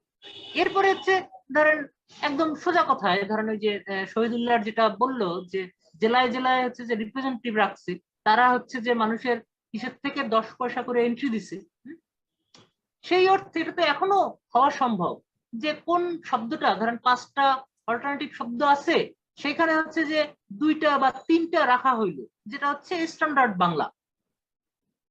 মানে স্ট্যান্ডার্ড বাংলা কি? স্ট্যান্ডার্ড বাংলা হচ্ছে খাস বাংলা, এটা হচ্ছে খাস বাংলা। 2টা বা 3টা শব্দ আছে কিরকম, যেমন ধরেন আপনার ধরেন পানি আর জল, এই 2টা শব্দ হচ্ছে খাস বাংলা। এর বাইরে বাইরে যেগুলো আছে কি কি আছে, ধরেন বাড়ি আছে, তারপরে হচ্ছে যে পানি কি আর আরো কি কি যেন শব্দ আছে না, আর এগুলো তো আসলে কোনোটাই খাস বাংলা না। এগুলো হচ্ছে যে ধরেন আমদানি করা, বাইরের থেকে পুরানা কিতাব থেকে আমদানি করা। এই যে এই জিনিসগুলো এরকম অন্যান্য ব্যাপারেও হচ্ছে যে ধরেন 2টা বা 3টা শব্দ এরকম থাকলো, যে এগুলো হচ্ছে খাস বাংলা। কোথায় কোথায় পাইছেন আপনি? আপনি এই মানুষজনের ভিতর দিয়েই পাইছেন। পাওয়ার পরে এটা থাকলো। তো যেটা বলছিলাম আর কি, যে ওইভাবে জিনিসগুলোকে করা, ধরেন একটা কোনো একটা জিনিস থাকবে যেটা একভাবে স্ট্যান্ডার্ড হিসেবে কাজ করবে। ধরেন আমি যদি হচ্ছে একভাবে শব্দ হিসেবে বেশি লাইক করি হচ্ছে ধরেন কমন, মানে কমনের হয় কি, কমন শব্দ বললে আর আসলে কোনো ধরনের বাড়তি ইজ্জতই এটার ভিতরে ঢুকতে পারে না আর কি। মানে একদম টার্ম দিয়েই আটকাই দেওয়া যায়। হ্যাঁ, যেমন ধরেন আপনার ইংল্যান্ডে ব্রিটেনে স্ট্যান্ডার্ডটা একটা মুসাবিদের মতো রাখা। হ্যাঁ, মানে ধরেন ব্রিটেনে কমন ল বলে না, কমন ল, মানে এখন এটা তো আসলে বাস্তবে এইটার অ্যাপ্লিকেবিলিটি বেশি, কিন্তু এটা হচ্ছে যে ধরেন নামের ভিতর দিয়েই এটা হচ্ছে আপনার ইজ্জতের ক্লেইমটা আর করতে থাকে না। হ্যাঁ, মানে এটার ভিতরে ইজ্জতের আইডিয়াটা আর ঢুকতে পারে না। সেই জন্য আমার স্ট্যান্ডার্ড শব্দটা অতটা পছন্দ না। কিন্তু ধরেন গ্লোবালি এটাকে ইউজ করে আপনি কতগুলো জিনিস তো আসলে আপনার ধরেন কতগুলো জিনিস যেটা আপনি হচ্ছে যে বাতিল করতে পারবেন না। হ্যাঁ, মানে বাতিল করাটা সেটা হচ্ছে যে আরেকটা ঝামেলা হয়তো ক্রিয়েট করবে। হ্যাঁ, ধরেন আপনার অন্য একটা কতগুলা মাইনা নেওয়ার জিনিস, যে জিনিসটা হচ্ছে যে হয়তো আপনার যে ঝামেলাটা ক্রিয়েট করবে সেইটা এড়ানোর জন্য কিছু জিনিস হয়তো আমাদের ইউজ করতে হয়। যেমন অন্য এক্সাম্পল দেই এই ভাষার থেকেই, ধরেন পুরুষ, পুরুষ বলতে আমরা এখন বুঝি তো পোলাদের, তাই না? কিন্তু হিস্ট্রিক্যালি পুরুষ মানে তো এখনো যদি আপনি দেখেন তাহলে হচ্ছে যে এই যে বাংলা যে ব্যাকরণটা লিখছে ওইখানে হচ্ছে যে ইংরেজি যে পার্সন যেটা আছে সেটার বাংলা করা হয়েছে পুরুষ। তাহলে পুরুষ মানে তো আসলে পার্সন, যেটা ধরেন আগের বাংলায় যে বলে যে ধরেন বেদ একটা অপৌরুষীয় গ্রন্থ। এটার অর্থ কি? এটার অর্থ হচ্ছে কোনো মানুষজন লেখে নেই, এই তো মানে এটা এটা হচ্ছে একটা প্রথম এলাহি পুরুষ, ব্যাপার। দ্বিতীয় পুরুষ, তৃতীয় পুরুষ, এরকম তো আছে। তো তো সেটাই বললাম যে বাংলা ভাষার কানুনের ভিতরে যে জিনিসগুলো তো আছে যে পার্সনের বাংলা হচ্ছে পুরুষ। কিন্তু ধরেন এটা এখন পুরুষ বলতে যে আসলে পোলাদের বুঝায়, এটা তো আসলে এটার সাথে তো আসলে তর্ক করা সম্ভব না, মানে মানে তর্ক করার কোনো ফল নাই। কারণ এটা এখন এটা হয়ে গেছে, ভালো হোক খারাপ হোক, এটা এখন হচ্ছে যে ওইটার উপরে বেস করেই আপনার আগাইতে হবে। মানে কিছু জিনিস হচ্ছে যে যখন এরকম হয়ে যায় তখন আপনার এটা একদম উল্টুইয়া ফালাই দেওয়ার বদলে বরং সেটাকে মোর কেমনি ফ্লেক্সিবল করা যায় সেই দিকে হয়তো মন দেওয়া বেটার, মানে মোর এফেক্টিভ হয় বা মানে ন্যাশনাল হয়। নাহলে হচ্ছে যে ধরেন এটা শুধুই একটা মারামারি হওয়ার সম্ভাবনা থাকে। তো সেটার ভিতরে তো আর যাওয়ার যাওয়ার দরকার নেই। এর থেকে বললাম যে আমার পার্সোনালি কমন পছন্দ হওয়ার পরেও আমি একটা স্ট্যান্ডার্ড, যেহেতু গ্লোবালি এটা হচ্ছে যে মানুষজন বলে সবগুলা ভাষা লিঙ্গুইস্ট তারা এটা ইউজ করে, ফলে ধরেন ওইটা কইলাম। কিন্তু আপনার ওইটার ভিতরে রাখলাম না ওই এইভাবে। ওইটা যাতে ওইভাবে ঢুকতে না পারে, যেটা হচ্ছে ধরেন ওই যে ইংরেজির বেলায় যেটা বললাম আরবান ডিকশনারি বা হচ্ছে পাওয়ারফুল ফিকশন, একটা মুভি, এই জিনিসগুলো যেরকম করে একটা নড়চড় ঘটাইতে পারে ওই মাত্রায় জিনিসটাকে ফ্লেক্সিবল রাখা। যে ধরেন যে কোনো সময় আপনার জিনিসটা বেন্ড করতে পারে, মানে ধরেন এরকম আছে সেটা অন্যরকম হতে পারে, এই যে চেঞ্জেস সেটাকে রেজিস্টার করা। যে আপনার কালচার অনুযায়ী মানুষ হবে না হয়তো, বা কালচার এটা ট্রাই করতেই পারে, কিন্তু মানুষ হবার পরে সে আবার হচ্ছে যে ইন এভরি মোমেন্ট কালচারকে পাল্টায়ও, সেটাকেও রেজিস্টার করা। মানে ধরেন কালচারের একটা ইয়ে আছে, গর্ত আছে, সেই গর্তের মধ্যে বা একটা কূপ আছে, বা ওই যে পিঠা বানায় না এক ধরনের পিঠা, ওই যে এক ধরনের ইয়ে আছে ধরেন ওই ইটার ভিতরে একটা চাপ দেয়, তারপরে হচ্ছে যে যে ইয়ে হয়, ছাদ, হ্যাঁ ছাদ। ফুল ফুল হুম কাটা কাটা পিঠা, হ্যাঁ সাজ। তো ওরকম করে মানুষ আপনি তো বানানো ঠিক হবে না, তাই না? মানে ধরেন আপনি কালচারকে এরকম সাজ বানাইয়া তারপরে হচ্ছে যে আপনি ওইটা দিয়ে মানুষ বানাতে থাকলেন, সেটা তো ঠিক হবে না। মানে তাহলে তো হচ্ছে ধরেন মানুষের যে স্পিসিস হিসাবে, মাকলুকাত হিসেবে তার যে সিগনেচার সেটাই আর থাকে না, মানে মানুষই আর মানুষ থাকে না। ওই অর্থে ধরেন স্ট্যান্ডার্ড বাংলা বলেন ইংরেজি বলেন, ইংরেজি অলরেডি সেরকম আছে, ইংরেজি ধরেন এবং এটা English US, English UK, English Australia, English Canada, English India, হ্যাঁ। তো এটা দিয়ে তো আসলে এই জিনিসগুলো রেজিস্টার করা হয়েছে যে ধরেন একটা একটা সিঙ্গেল স্ট্যান্ডার্ড না, মানে অন্তত সেইটা দিয়ে সকলকে বাধ্য করা না। তো বাংলার বেলায় হচ্ছে যে আমরা এরকম একটা ফ্লেক্সিবল জায়গায় আমরা কেন যেতে পারবো? কারণ এটা হচ্ছে যে রিলেটেড ওই যে শুরুতে আমি যে হিরো আলম আর ভুবন বাধ্য করার কথা বললাম, এদেরকে যে অ্যাকসেপ্ট না করা। আপনি যদি খেয়াল করেন ওরা দুজনেই আপনি যদি চেহারা সুরত দেখেন, চেহারা সুরত হচ্ছে যে খুবই গড়পড়তা বাঙালি টাইপের। হ্যাঁ ধরেন খানদানি বাঙালির আমি যেটা বলি যে খানদানি বাঙালিরা হচ্ছে যে একটা হোয়াইটেনিং ফার্ম হিসেবে কাজ করে। মানে হচ্ছে খানদান হয়েছে, পয়সাপাতি হয়েছে, তাদের নেসেসারিলি তাদের আগ্রহ হচ্ছে যে একটা হোয়াইট কোন একটা জায়গায় বিয়ে শাদী করা, যার ফলে বাচ্চারা হচ্ছে হোয়াইট হবে। হ্যাঁ হোয়াইট মানে ফর্সা, মানে আমাদের এখানে আমি আমার বিবেচনায় এখানের ফর্সাটা এখানের আইডিয়াল যে কালার সেটা হচ্ছে একটা central Asian colour, not European white. মানে যেটা বাংলায় বলা হয় দুধে আলতা। এইরকম ধরেন খানদানি বা পয়সাওয়ালারা এরা আসলে একটা হোয়াইটেনিং ফার্ম। তারা নিজেদের বাচ্চা কাচ্চা, তার বাচ্চা কাচ্চা কেমনে হোয়াইট হবে, ফর্সা হবে, সেটার জন্য হচ্ছে যে তারা আপনার ওইভাবে বিয়ে করতে থাকে। তো এগুলোর থেকে খুবই ডিভিয়েটেড এই ভুবন এবং হিরো আলম, এরা খুবই ডিভিয়েটেড। হ্যাঁ এবং এদেরকে যেভাবে হচ্ছে যে ধরেন এই স্ট্যান্ডার্ড বাঙালি থেকে যেরকম দূরে রাখা হয়েছে, বাংলার ল্যাঙ্গুয়েজের বেলায় সেম ঘটনাটা ঘটছে। মানে এটা একটা এসেনশিয়ালি খুবই রেসিস্ট একটা ব্যাপার। হ্যাঁ, যে ধরেন ল্যাঙ্গুয়েজের ভিতরে তো এভাবে কালার ডিরেক্টলি দেখা যায় না, কিন্তু আপনি যখন এরকম অন্যান্য লক্ষণগুলোর সাথে মিলাবেন তখন বুঝবেন এটা এসেনশিয়ালি একটা রেশিয়াল ব্যাপার। এটা যখন আমরা ধরেন আমরা যদি এই সংস্কৃত সাথে, বাংলার রিলেশন নিয়ে আলাপ করি তখন হয়তো ওই জিনিসটা আরো মোর জিনিসটা হয়তো আরো ক্লিয়ার হবে। তো আমার মনে হয় যে মানে সিফাতের ভিউটাই জানা হয় নাই আর কি। আপনার ভিউটা যদি বলেন ল্যাঙ্গুয়েজ নিয়ে।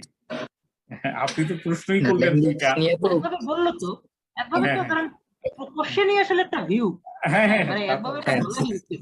সেটাই, যে কোয়েশ্চেন তো মনু ভাইয়ের একটা কোয়েশ্চেন করছিলাম যে এইখানে তো একটা এরকমের এই যে ভাষা নিয়ে এখনো আমরা আলাপ করতেছি, এটা নিয়ে একটা মনে হয় যেন একটা ইনফিরিয়রিটি আছে, যে কলকাতায় সেটেল করে ফেলতে পারছে, আমরা কেন সেটেল করতে পারি নাই, এরকমেরও বিতর্ক আছে যে ঢাকা তো আসলে শহরই হয়ে নগরী হয়ে উঠতে পারে না, এটা একটা মফস্বল হয়ে রয়েছে দেখে এখন পর্যন্ত এই আলাপগুলা ফর্ম করতে পারে না।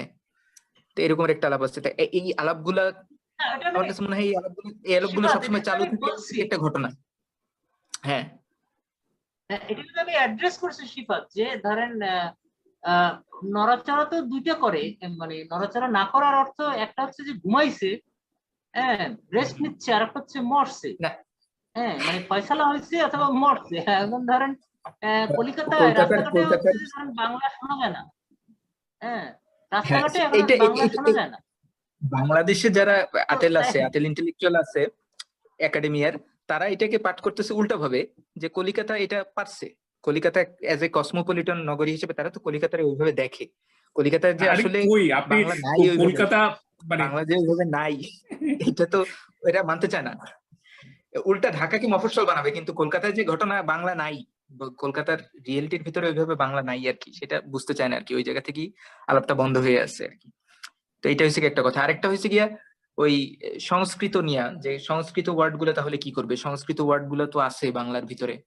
কথা হচ্ছে গিয়া যখন এখানে একটা আমি বলবো যে নৃশংসতা হয়েছে আর কি ভাষাগত জায়গায়, যেভাবে খাস বাংলার ওয়ার্ড গুলাকে মানুষের চলতি বাংলার ওয়ার্ড গুলাকে ভ্যানিশ করে দেওয়া হয়েছে, এখানে এক ধরনের একটা এথনিক ক্লিনজিং এর মতো একটা ঘটনা ঘটছে।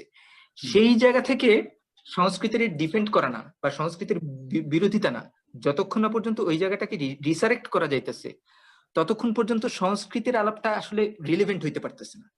এটাই, এমন না যে সংস্কৃতির বিরোধিতা, আমার কাছে মনে হয় যে যখন ওই জায়গাটা ইকুয়েট করা শুরু করবে তখন কোন সংস্কৃত ওয়ার্ড গুলা ন্যাচারালি আসতেছে বা নিতেছে মানুষ, তখন এইগুলো নিয়ে ওইভাবে প্রশ্নও থাকবে না। প্রশ্নটা আসতেছে হয়েছে গিয়া ওই যে একটা ক্লিনজিং হয়েছে, সেই ক্লিনজিং এর এগেনস্টে পাল্টা ন্যারেটিভ হিসেবে আসতেছে আর কি।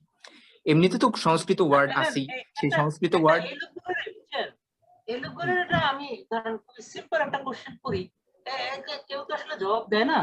হ্যাঁ, কিন্তু এখানে সেটা বলে রাখি, সেটা হলো যে ধরেন সংস্কৃতর সাথে তো আসলে বাড়তি কোনো দুশ্মনী তো আর নাই। আর একটু খেয়াল করেন, বাংলায় হ্যাঁ হ্যাঁ মানুষ বলতে হিউম্যানের বাংলা হিসেবে কি ইউজ করে? সবাই তো মানুষ মানুষ ইউজ করে। এটা তো আর কোনো মানুষ ইউজ শব্দই প্রায় নাই, তাই না? মানে শব্দই আর নেই। কোনো হ্যাঁ, শব্দই নেই। বরং হম হচ্ছে যে এটা বরং কেতাবি বাংলায় আছে।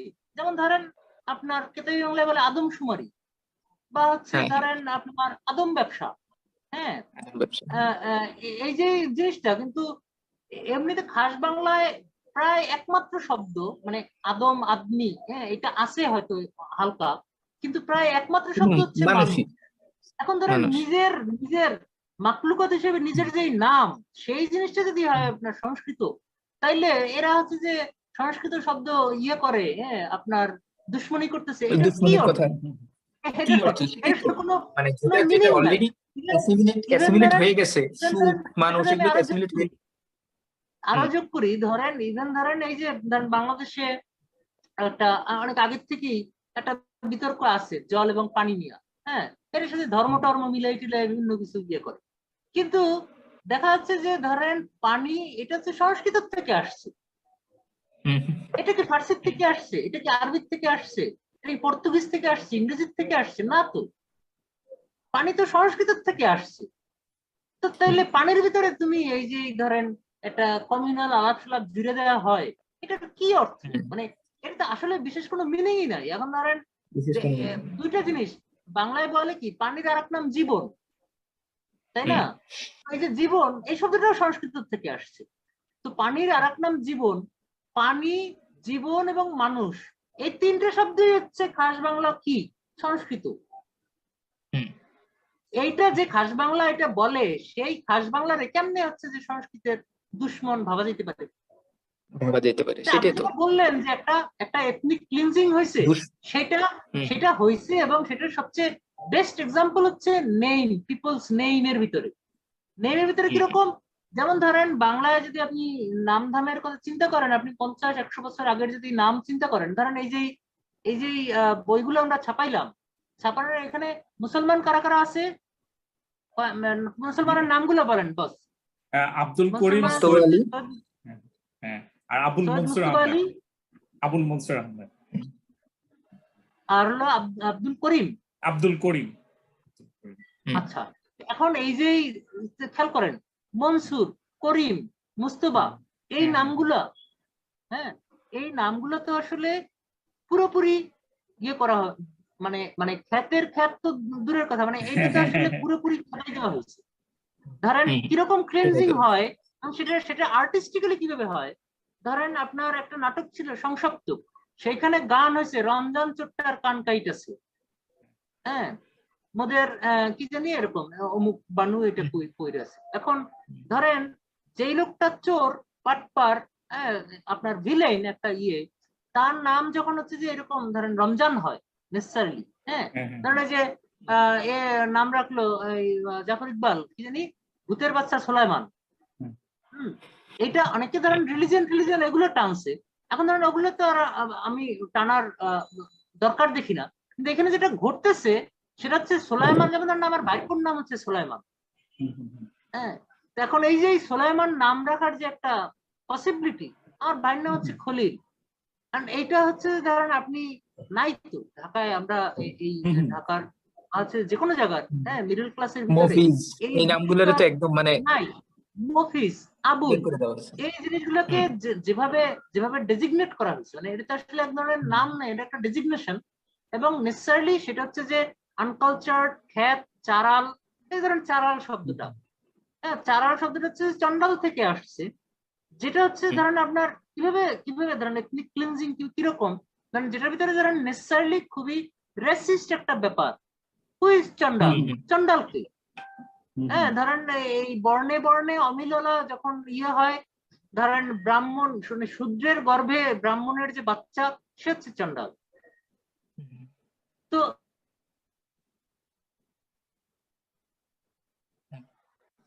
আমার কথা হচ্ছে কি, হ্যালো,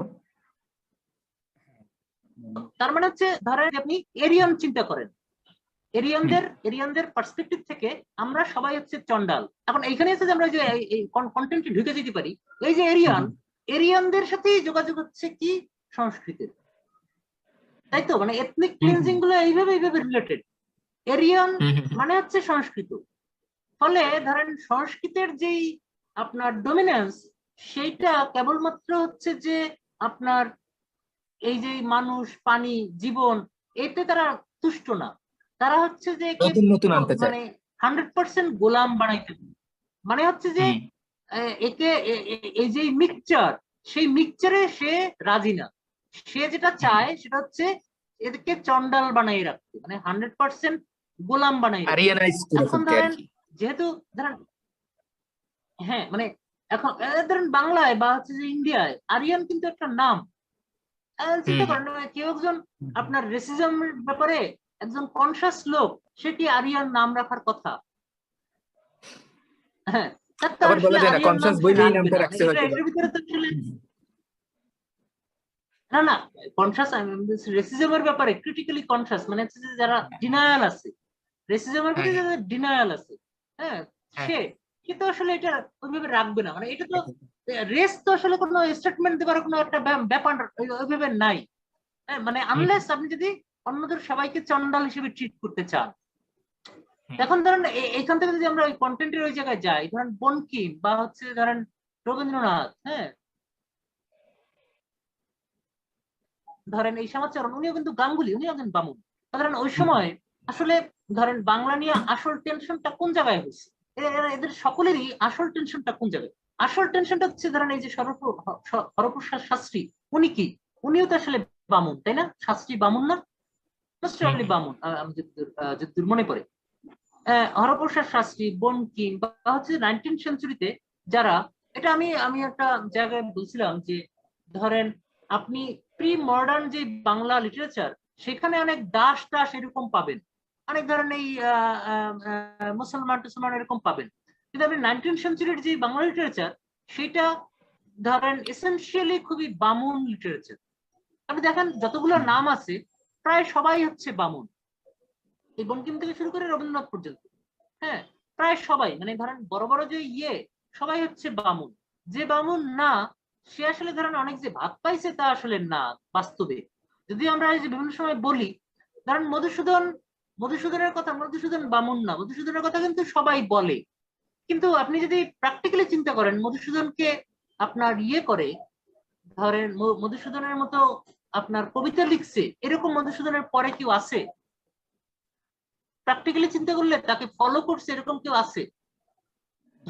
মানে ধরেন একজনের আমরা নাম লইলাম, বাংলাদেশে যেমন চিন্তা করেন অনেকে আছে শামসুর রহমানের নাম লবে, কিন্তু শামসুর রহমানের পোয়েটিক্যালি শামসুর রহমানকে ফলো করে এরকম একজন পোয়েট আছে এখন? আমি তো দেখি না। কিন্তু ধরেন শামসুর রহমান একজন বড় পোয়েট, তার কথা হচ্ছে যে বিভিন্ন জন বিভিন্ন ভাবে বলবে টলবে ইত্যাদি। হ্যাঁ, তো মধুসূদন হচ্ছে যে আসলে ওই 19th সেঞ্চুরির কলকাতার শামসুর রহমান। ধরেন সে অনেক বড় পোয়েট, কিন্তু কেউ তারে ফলো করে না। এটার লাগে হচ্ছে যে ওই যে বামুন্যতার একটা ব্যাপার তো থাকতেই পারে, কিন্তু আপনি চিন্তা করেন মধুসূদন কেন তার অনেক বেশি সংস্কৃত হইতে হবে?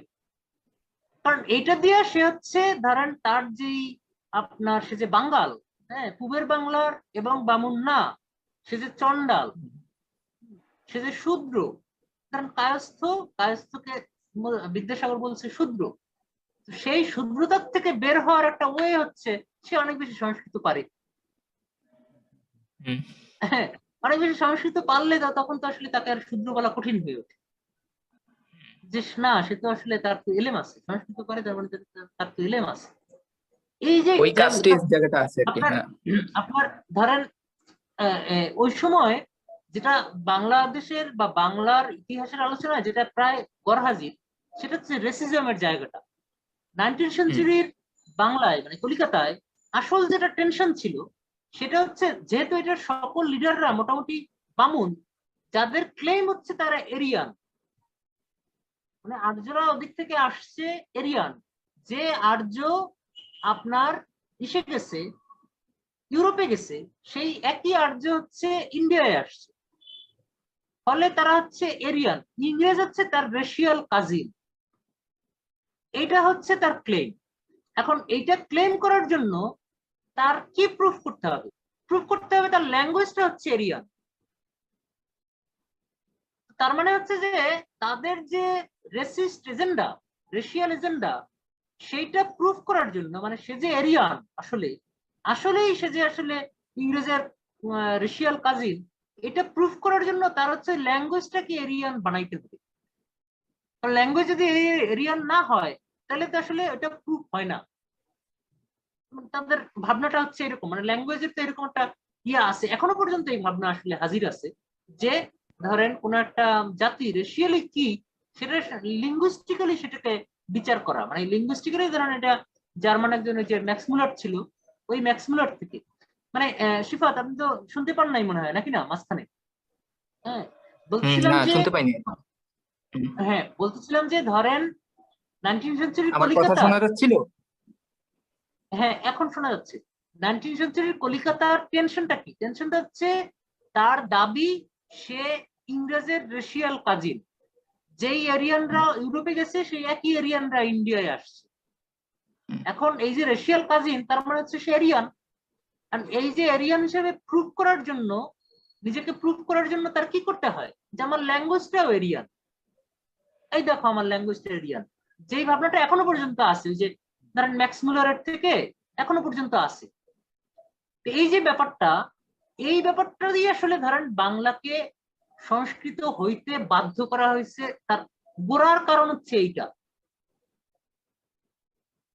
নিজেদেরকে এরিয়ান হিসেবে প্রুভ করার জন্য, হ্যাঁ, তার বাংলাটাকে দেখাইতে হবে যে এটা আসলে সংস্কৃতি। এখন সেই জন্য হচ্ছে যে ধরেন এই যে সিফাত যেটাকে বললো এথনিক ক্লিনজিং, সেইটা না করলে তো এটা দেখানো যাচ্ছে না।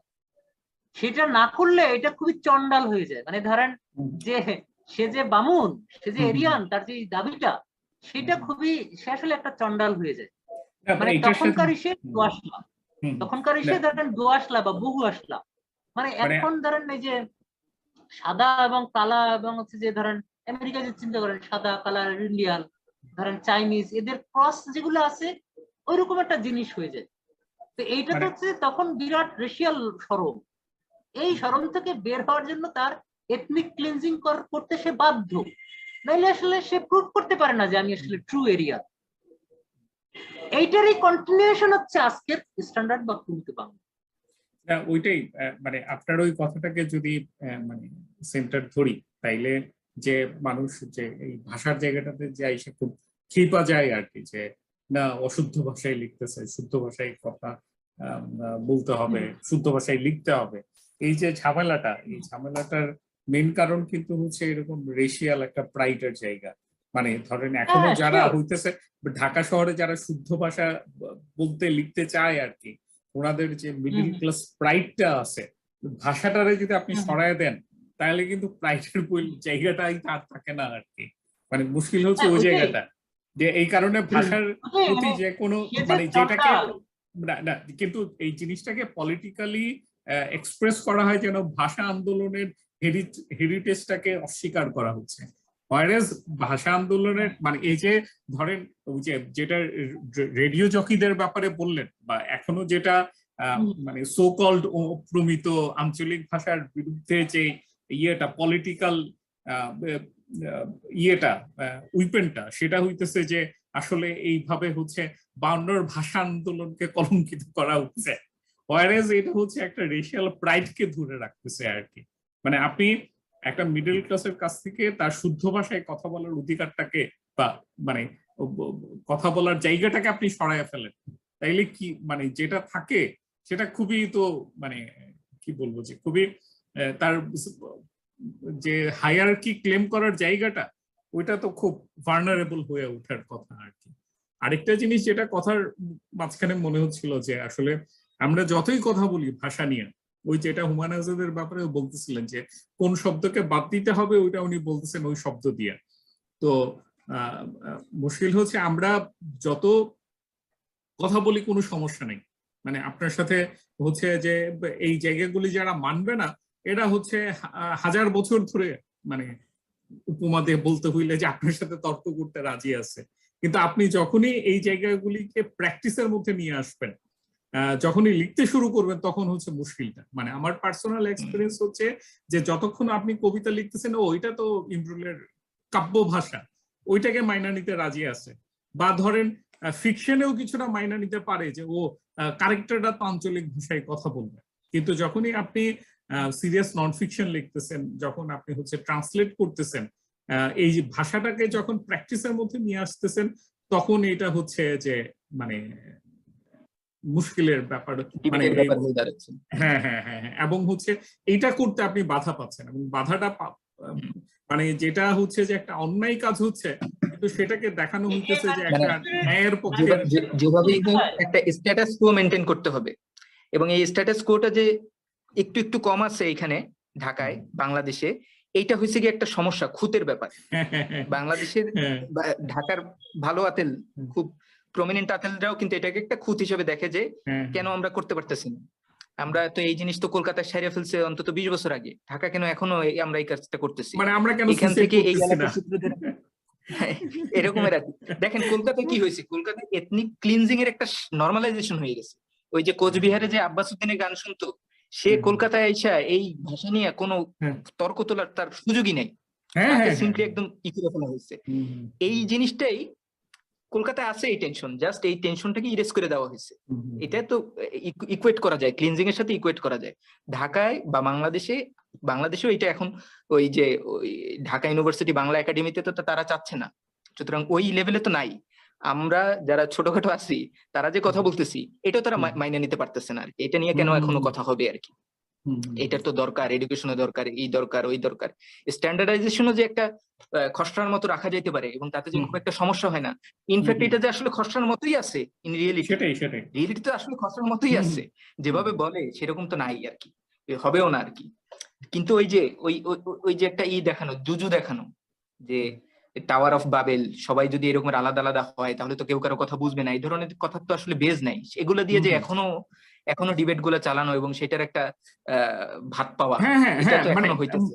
মানে আমার ওখানেই হচ্ছে সবচেয়ে বড় ঝামেলাটা, যে এখানে অনেকগুলি সুডু তর্ক আছে আর কি, মানে যেগুলি এই সিডু তর্কগুলি দিয়ে জায়গাগুলি ভরাট করে রাখা হইতেছে এবং ভাষার প্রশ্নটাতে যাওয়াই হইতেছে না আর কি।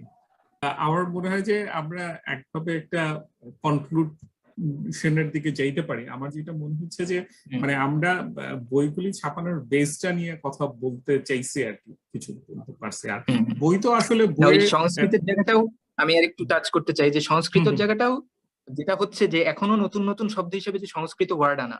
আপনি রবীন্দ্রনাথ ঠাকুরকেও দেখবেন যে ভাষা নিয়ে সে কনসাস, সে চলিত ভাষায় থাকতে চায়, লিখতে চায়, কিন্তু সে যখন ওই যে তার বিদেশি বান্ধবীদের নামের অনুবাদ করে, ফুলের নামের অনুবাদ করে, সংস্কৃত ছাড়া করতে পারে না সে। আবার এই প্রবণতা যে যখন আমরা বাংলারে এক্সটেন্ড করি, সে যে এরিয়ান এইটা প্রুফ করার যেহেতু তার আর্টস ভিতরে গোপনে আছে, এটাই যেহেতু তার প্রাইম আর্টস, যেই কারণে অলওয়েজ তার যেই ধরেন এই ধরনের যতগুলো জিনিস সেখানে হচ্ছে তার ভিতরে সংস্কৃত চলে আসে।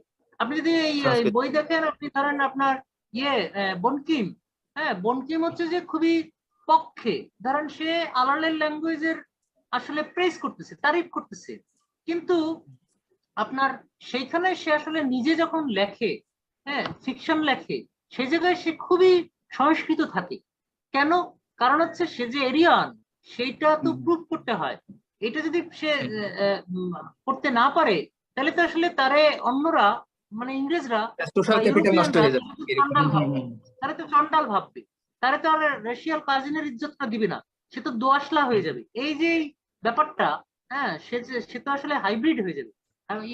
আপনার আমেরিকায় কি বলে এরকম ক্রস যাদের, এদেরকে কি বলে? কি যেন একটা মুলাট্টো বলে, কোন একটা টার্ম আছে, ধরেন অত নেগেটিভ না, মোটামুটি পজিটিভ একটা টার্ম আছে, মিক্সড রেস একটা বলে আর কি।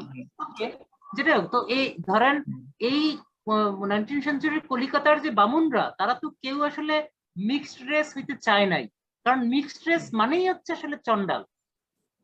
ধরেন নজরুল হচ্ছে, যেটা চিন্তা করেন যে নজরুলের ভিতরেও জিনিসটা কিভাবে আসছে। নজরুলের একটা আছে না যে স্বর্গ আজ চারালের অধিকারে, তার মানে হচ্ছে যে ধরেন সে দুনিয়ার যে দুরবস্থা সেটার ব্যাখ্যা করতেছে এইভাবে, বা সেটা দেখাচ্ছে এইভাবে, চারালরা দখল করছে সব।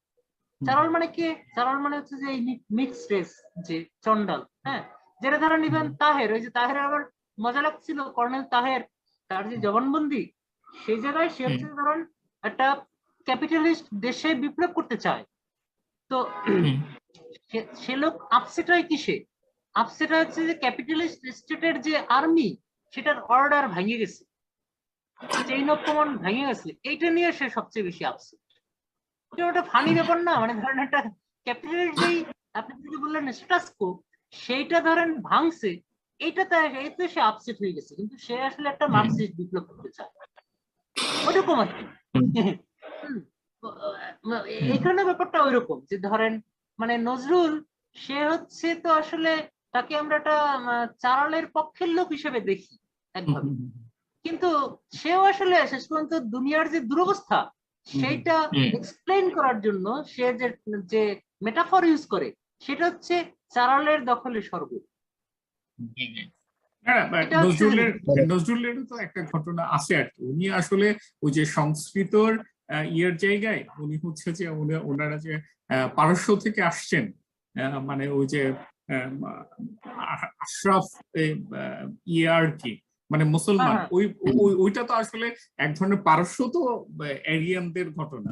তো এই মানে এই কারণে আব্দুল করিমের লেখাটা খুব ইন্টারেস্টিং, যদিও একদিক দিয়ে উনি হচ্ছে আসলে কলকাতার খেদমতগার, কিন্তু উনি আবার বলতেছিলেন যে আসলে যে ধরনের মুসলমানি বাংলা বলে একটা বাংলা চালু হয়েছে, এইটা তো আসলে মানে আমাদের মুখের ভাষা না।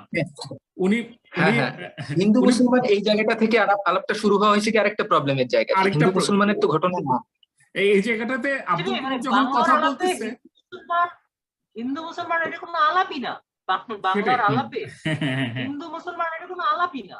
মানে এক নাম্বার আলাপ হচ্ছে রেস, হ্যাঁ, 2 নাম্বার আলাপ হচ্ছে ধরেন এই সংস্কৃতের রিলেটেড হচ্ছে নট হিন্দুইজম বা হিন্দু ধর্ম, এটা রিলেটেড হচ্ছে রেসের লগে।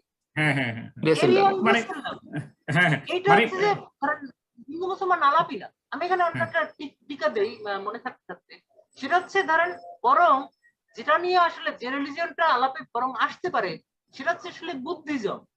মেবি বাংলার আদিতে সবচেয়ে যার কন্ট্রিবিউশন ছিল রিলিজিয়াস অর্থে সেটা হয়তো বুদ্ধিজম।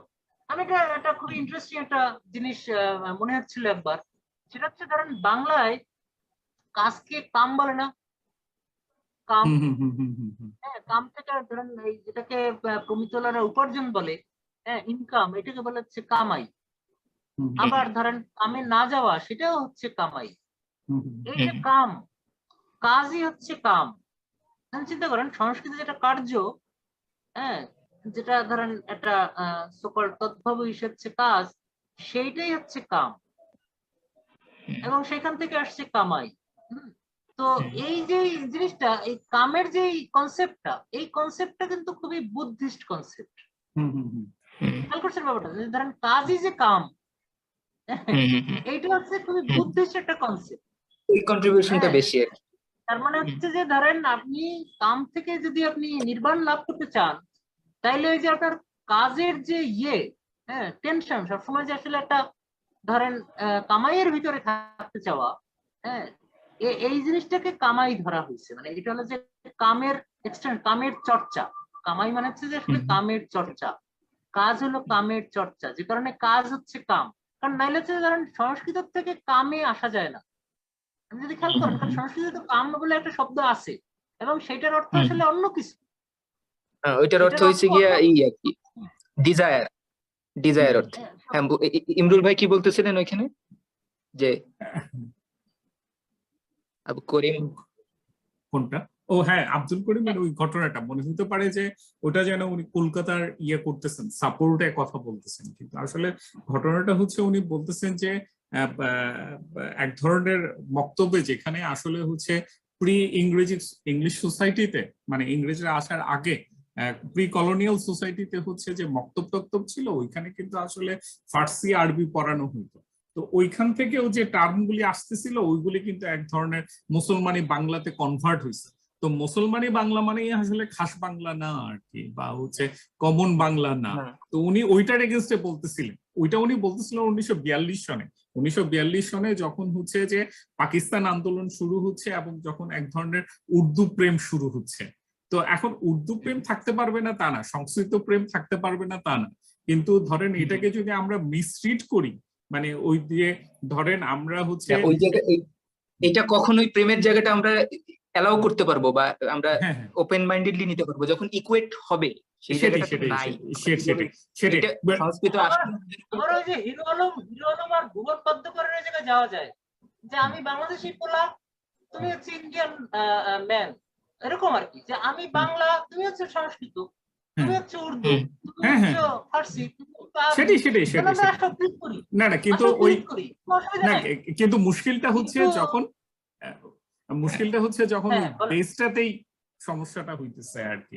ওই যে বাংলা যে কারণে দেখবেন যে ওই যে আমরা আমাদের এখানে যে এক ধরনের নিজেদের প্রতি এক ধরনের জাতি ঘৃণা আছে, মানে এটা হইতে পারে যে আসলে বাংলার তো নিজস্ব কোনো স্ট্যান্ড নাই, এটা হয় সংস্কৃত বেসড হইতে হবে, নাইলে হচ্ছে উর্দু বেসড হইতে হবে, বাংলার কোনো ব্যাকরণ নাই। মানে কিন্তু এই কারণে সংস্কৃত ব্যাকরণ নিতে হবে, উর্দু ব্যাকরণ নিতে হবে, মানে যেটা হয় এরিয়ান হয়। সেটাই ওইটাই আমি বলতে যাচ্ছি, এরিয়ান হওয়াটা হচ্ছে ঘটনা। এখন মানে কেউই হচ্ছে যে বাংলাকে একটা মিক্সড রেস হিসেবে মানতে রাজি না, সবাইরই প্রুফ করতে হবে আমি এরিয়ান, আমি ওই টাইপের এরিয়ান অথবা আমি ওই টাইপের এরিয়ান। সেটাই নজরুলের বরং ওই ঘটনাটা ছিল আর কি, মানে অবশ্যই মানে ধরেন অনেক কিছু নিয়ে বাছাই করে দেখতে হবে, কিন্তু ওই নজরুলের ওই জায়গাটাকে ইগনোর করার কোনো উপায় নাই আর কি, যে ওনার এরিয়ানটা অন্য আরেক ওই যে পার্সিয়ান এরিয়ানের ঘটনা ছিল আর কি, তো এই আর কি। তো না ইসেও আপনি দেখবেন এখনো ইন্টারেস্টিংলি আপনি কোরআন শরীফের অনুবাদ করলে হুজুররা দেখবেন যদি বাংলা যদি লাগে সে বাংলাটা নেয় হচ্ছে গিয়ে সংস্কৃত থেকে নেয় আর কি, এটা একটা আলাদা উচ্চতা দেয় আর কি, ওইটাকে এড়ায় না। আলটিমেটলি এটা ধর্মের জায়গা না আর কি, এটা বোঝানো যায় না আর কি। যখনই আপনি ওই নতুন বাংলা হিসেবে নতুন ওয়ার্ড হিসেবে সংস্কৃত নিতেছেন না, তখনই এরা অটোমেটিক্যালি ধরে নেয় আমি তো এই ওয়ার্ড কেন আমি নিব, এই ওয়ার্ড তো আমাদের না। কিন্তু সংস্কৃত যেন আমাদের হয়ে আছে খুব, সংস্কৃত যে কোন তলার ভাষা হয়ে আসছিল বা কিভাবে একটা ইসের জায়গায় কি বলে ওই জুলুমের টুলস হয়েছিল বা এখনো আছে ভাষার জায়গাতে, অন্তত সেই জায়গাটা এড়ায় যায় আর কি। তো এই আর কি, আমরা মনে হয় এরকম একটা জায়গাতে আলাপ ক্লোজ করতে পারি আর কি। ঠিক আছে, দেখা যাক আমরা হচ্ছে যে এরকম জায়গায় যাওয়া যায় কিনা, যেখানে হচ্ছে যে আমরা আমরা কোনো রেশিয়াল ধরেন কোন রেশিয়াল আইডেন্টিটি প্রুফ করার এজেন্ডা বাদ দিয়া ভাষাকে বুঝতে রাজি হব, এরকম একটা জায়গায় আমরা যাইতে পারি কিনা সেটা দেখি। মানে এটাই হচ্ছে আমাদের ট্রাই, মানে এই বইয়ের প্রজেক্টের আসলে ওইটাই ট্রাই, যে আপনার আমাদের কিছু অমুক রেস, আমি অমুক রেস এরকম প্রুফ করার কিছু নাই, আমি হইলাম আমি। সেখানে হচ্ছে যে ধরেন আমার ভিতরে আপনার কি বলে চেঙ্গিস খার ইয়ে থাকলে, জিন থাকলে অসুবিধা নাই, হ্যাঁ চেঙ্গিস খার জিন থাকবে। আবার ধরেন আপনার আলেকজান্ডারে থাকলো, আর একটা থাকলো মুন্ডা, একটা সাঁওতাল, হ্যাঁ আর একটা ধরেন চাকমা, একটা হলো মারমা, আর একটা হলো ধরেন এই আফ্রিকান ধরেন কাফরি একটা জিন, কোনো অসুবিধা নেই। এই আর কি, এই জায়গায় যাইতে রাজি হওয়ার, তারপরেও আমি হইলাম আমি।